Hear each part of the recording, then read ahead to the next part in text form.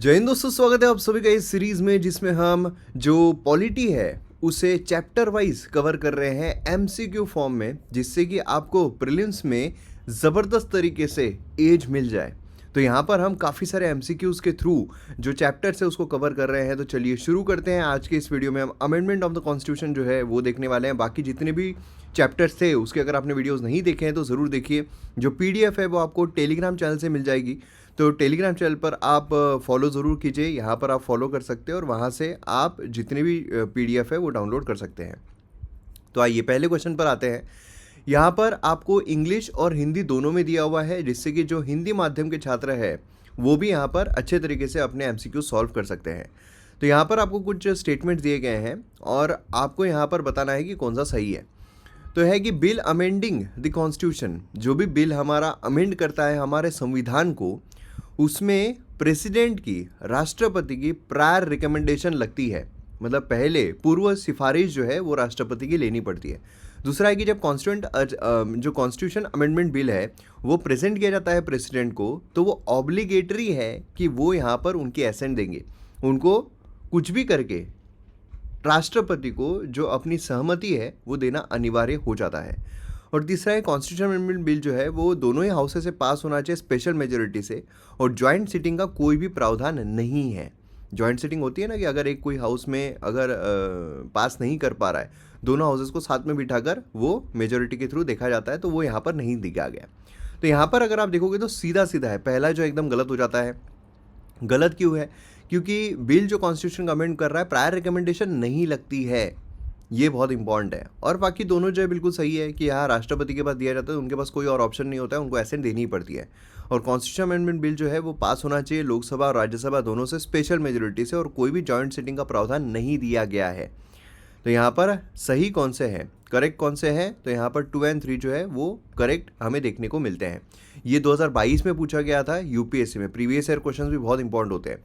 अब देखिए, अगर आपने अब तक डाउनलोड नहीं किया एमओ अकेडमी ऐप तो डाउनलोड जरूर कीजिए। यहाँ पर आपको वेरियस कोर्सेज देखने को मिलते हैं यूपीएससी और बाकी स्टेट पीएससी से रिलेटेड।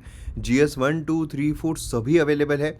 मतलब यहाँ पर ancient history, medieval history, modern history, art and culture, polity, governance, ethics, then उसके बाद आपको इंटर सिक्योरिटी, डिजास्टर मैनेजमेंट, सब कुछ देखने को मिलेगा। Highest quality content, prelims main दोनों ओरिएंटेड। तो डाउनलोड कीजिए एमओ अकेडमी ऐप और वीडियोज़ को एंजॉय कीजिए।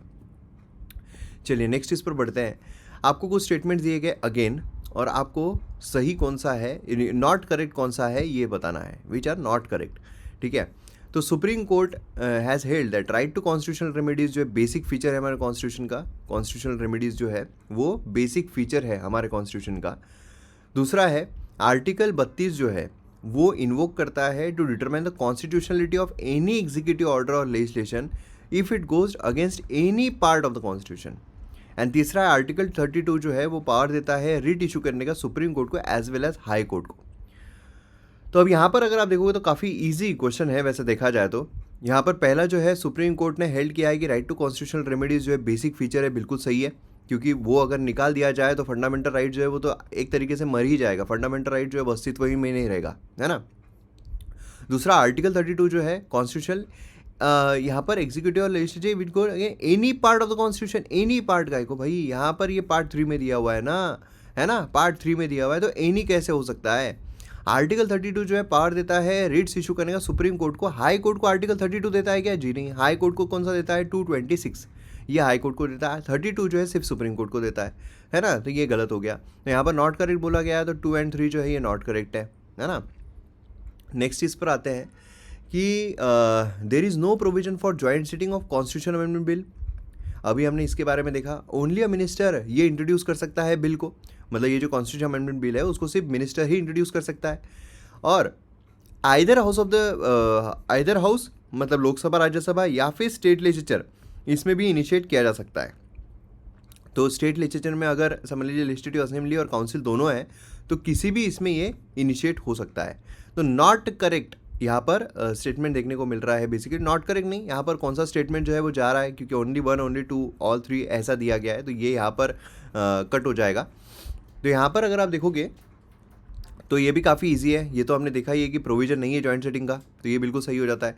ओनली अ मिनिस्टर नहीं, कोई भी इंट्रोड्यूस कर सकता है। और either house of the state legislature में इंट्रोड्यूस ही नहीं हो सकता है अगर संविधान को अमेंड करना है, कॉन्स्टिट्यूशन अमेंडमेंट बिल है तो, ठीक है। और यहाँ पर मिनिस्टर और दूसरा private member bill. Private member मतलब क्या है, जो मिनिस्टर नहीं है उसके अलावा अगर कोई ला रहा है तो उसको प्राइवेट मेंबर बिल बोला जाता है। तो कोई भी यहाँ पर ला सकता है। तो ये सिर्फ ओनली वन स्टेटमेंट जो है करेक्ट ये देखने को मिलता है। नेक्स्ट यहाँ पर हम आते हैं, which of the following bills require prior permission of the president. अगर पार्लियामेंट में इंट्रोड्यूस करना है तो कौन से बिल के लिए प्रेसिडेंट की पूर्व परवानगी लगती है या फिर सहमति लगती है?